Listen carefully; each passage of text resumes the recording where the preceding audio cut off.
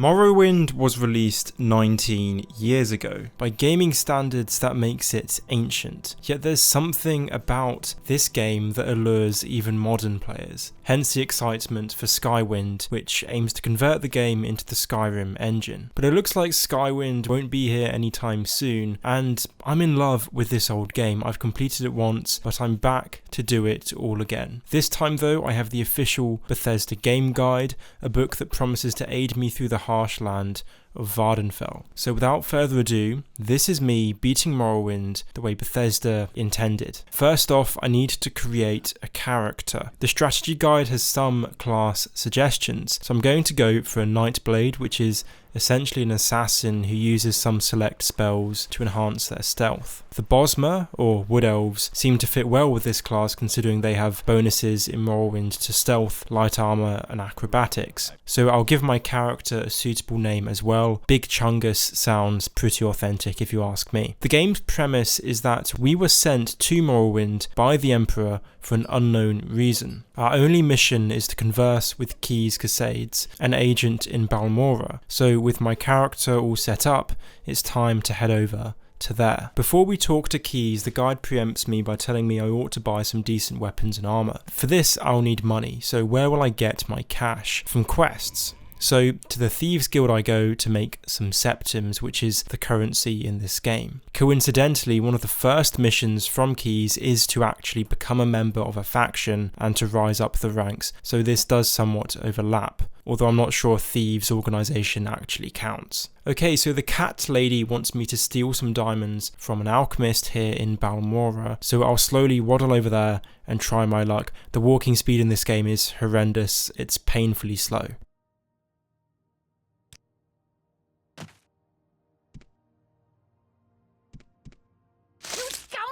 Get away with this, thief!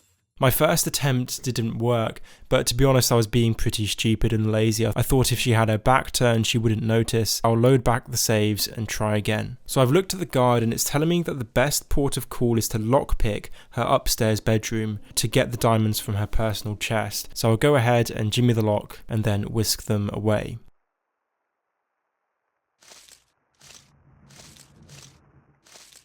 With that done, let's head back to the cat lady and pocket the septims. So with some coin in my pocket, I feel like a shopping spree, so to the blacksmith it is. I've brought some chitin armor, if that's how you pronounce it, and it's light so it suits my class. I've also taken the courtesy of buying a dagger or a short sword, I'm not quite sure because the models all look pretty similar in this game to be honest. Alchemy is often overlooked in every Elder Scrolls game. It's something that you can normally get by without, unless you're playing on the highest difficulty. So although I'm not actually on the hardest difficulty, because Morrowind is hard anyway, it's a game that doesn't hold your hand. There are no objective markers. Success in combat is partly down to chance, due to the random nature of hit chance, and those goddamn cliff races can ambush you from anywhere. So I think, and the guy tells me, it's in my interests to brew some health potions. I'm going to buy some ingredients associated with regaining health from the alchemist, and then hopefully make some potions of my own that will save me some money. But in Morrowind it's pretty brutal because you only have a small chance of success when you're making a potion, so it might actually take some time. I might actually want to buy some from the alchemist anyway. Okay, so I have some health potions, some okay gear, and I have the resolve to actually brave the wilderness of Vvardenfell. But before we do that, I have to speak to Keys Cascades, the head of the Blades here in Morrowind. This shirtless Chad will tell us what we need to do, and hopefully he'll tell us why I'm here. So Keys has inducted me as a member of the Blades, the Order of Imperial Spies, and I'm to learn about the Nerevarine Prophecy. My first stop is to speak to a member of the Fighters Guild, a man who's apparently knowledgeable about the Nerevarine. Okay, so to get the information that I need, rather predictably, I have to fetch something for him. So our first stop is the Dwemer ruin of Arkhangerthand, just outside of the town. I'm coming up to this bridge and I know from past experience that there's a tough fight up here with a bandit / mage, so let's see how this goes.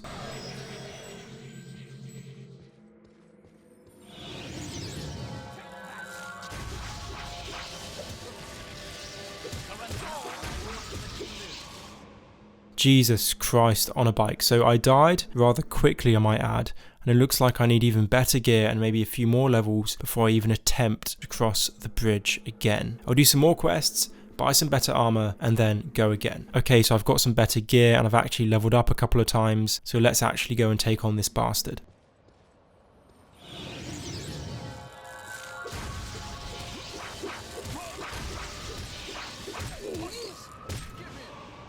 Finally, we beat our first proper enemy. Now, there's a load more in Arkhangerthand from what I remember, so I'll try and be stealthy and sneak up on them maybe. I've got this ability that allows me to cloak myself, so I might try and use that and then sneak up on the bandits inside.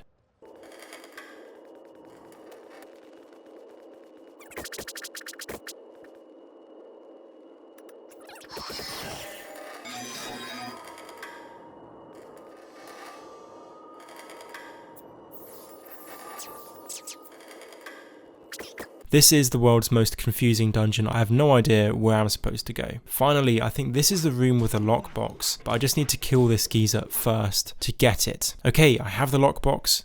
Now to head back to Balmora and learn more about the Nerevarine. The Fighters Guild guy didn't actually tell me too much, but he did give me the gist of the Nerevarine Prophecy. Essentially, it revolves around an old elf called Nerevar, who purportedly will reincarnate in someone's body, known as the Nerevarine. I was also told about Dagoth, the leader of the 6th house and the source of Morrowind's current predicaments. I fast forwarded a couple of quests, most of them just involved exchanging information with informants. At the moment, I'm in Vivec, which is Vardenfell's capital city. I'm seeking a Khajiit lady who has some more information about Dagoth and the Nerevarine. Apparently, she's hiding somewhere in this canton, trying not to be found by an excise officer, so I think that if we throw the officer off her scent, then she'll be willing to talk to us. Okay, so I think I have the information I need. For the sake of clarity, here's a synopsis of all the pertinent information. We've learnt that the 6th house, the house that Dagoth is the head of, is at the centre of Morrowind's ills. The 6th house seems more active than ever, actively smuggling mysterious artifacts into their territory. What's more,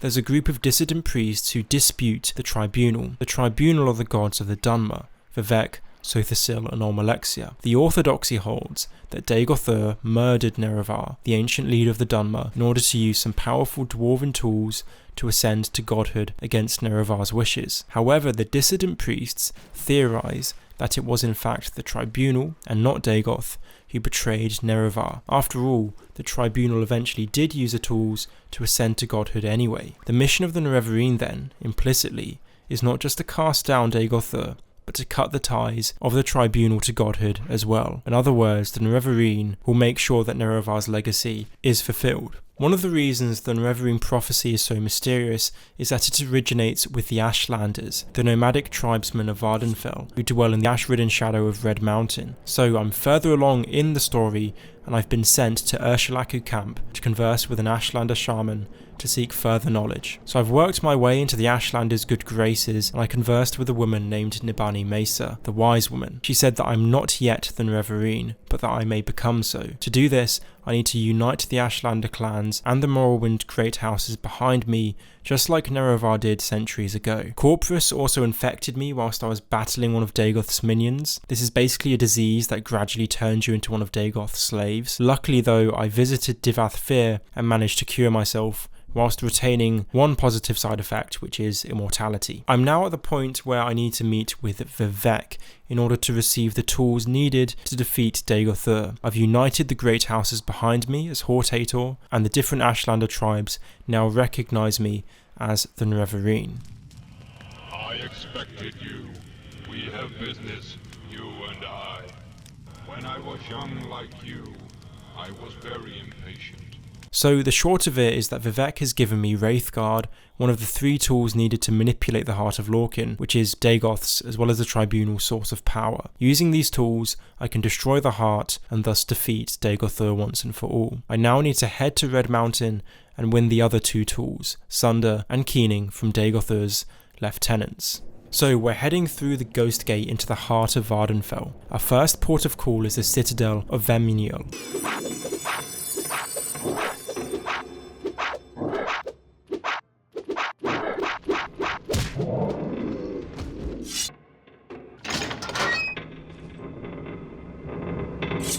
Next is to Odrosal to defeat Dagoth Odros.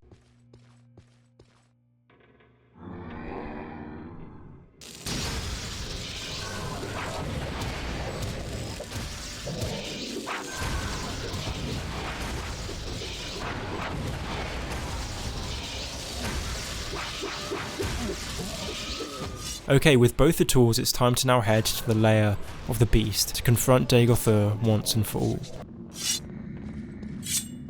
Welcome, Moon and Star, to this place where destiny is made.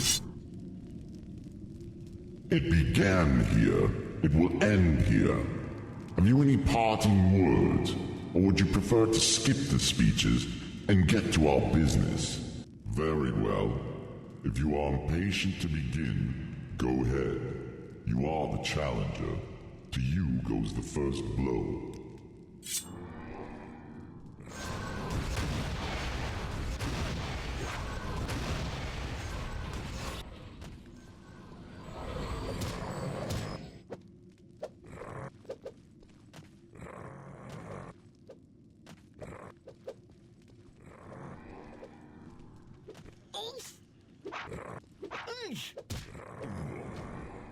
Okay, so that seems easy, I know, but anyone who's played this game before knows what's to come. Basically, until I destroy the heart, Dagoth will keep spawning, so I need to somehow run away from him without him following me and try and get to the heart. I need to use the chameleon cloak / invisibility spell to try and hide, so that I can run and do it without him knowing, basically. So it's actually working. Even these ash monster thingies aren't detecting me, so this actually might be quite easy.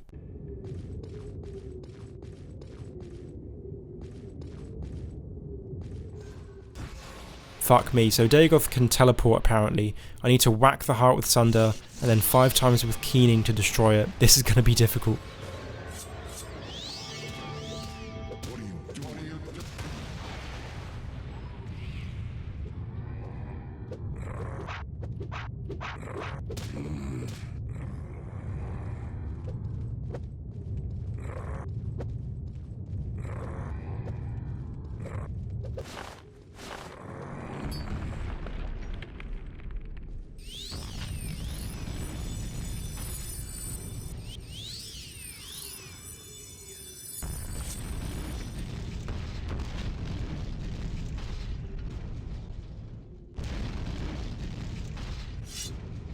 Okay, so there you have it. I managed to defeat Morrowind. Now, looking back on the entire playthrough, it's difficult to think how far I really did it, as Bethesda intended. I certainly followed the guide in terms of its recommendations about classes, potion making, gameplay, and that kind of stuff. Apart from that, this playthrough wasn't too exceptional, but maybe that's the key. Bethesda never intended Morrowind to be a game that was near impossible. They wanted to create a challenging and rewarding experience that lived up to the highest ideals of the RPG genre. And Morrowind has certainly delivered just that. I've enjoyed the process of leveling up and developing my character, whilst the lack of quest markers and specific instructions has meant that I feel a real sense of achievement. When I did my videos about Oblivion and Skyrim, doing it as Bethesda intended meant actually adhering to the rules of RPGs, so properly role-playing and playing them on the hardest difficulty to make it challenging. But in a way, when you play Morrowind, you're already playing it as Bethesda intended, because it's a difficult game anyway. In Skyrim, you have the option to play it as a proper RPG and as a challenging game. In Morrowind, you have to, and maybe that's why it's less popular. In Morrowind, you actually have to think about where to look. You have to think about who to talk to, and you have to think about how to approach every situation. And for these reasons, I actually think it's a better game, and I can't wait for Skywind, which is the remaster of this game by fans.